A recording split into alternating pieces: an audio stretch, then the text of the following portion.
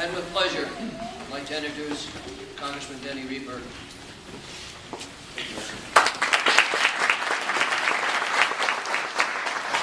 Good afternoon, and thank you. I always was hoping there would be a day of memorial where we'd have standing room only at one of our events, and we do today. And it's a testament to your community that you're willing to take the time to come out.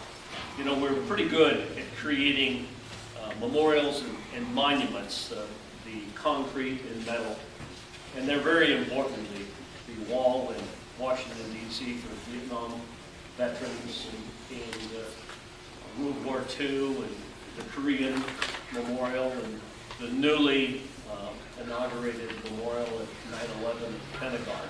It gives us an opportunity to use our fingertips and touch the names and reminisce and think and pray and hope for a better future for America. But Memorial Day is one of those that gives us an opportunity to move beyond just the cement and the metal, to actually envision the faces and have the memories of the souls of those that went before, that we might remember names that are in history for some of us, whether it's William Wiley Galt, who was buried here. He was one of two Montanans born in Montana who received the Medal of Honor.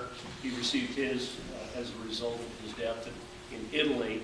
And Donald Rule, and I was in Columbus earlier this morning, reminiscing a bit about Donald Rule, a private who was willing to jump on a hand grenade. Those are the kinds of memories that today is important, but it's also incumbent upon us to share with our children so that the next generation can clearly understand the freedoms that were provided and allowed for by those that went and served, whether they gave their life in theater or whether they gave their life in their communities for many years to come. I can't help but think myself of Senator Baucus's nephew, Philip Baucus, who I knew well, who did not make it back.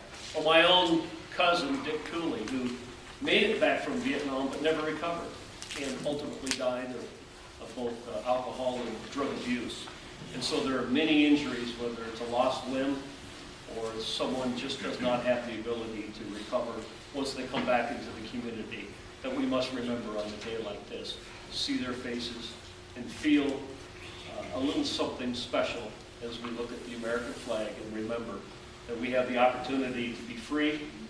We have the opportunity to not worry about whether our children are going to come home from school or our spouse is going to come home from their work or their grocery store. They don't have that same opportunity in many places around the world.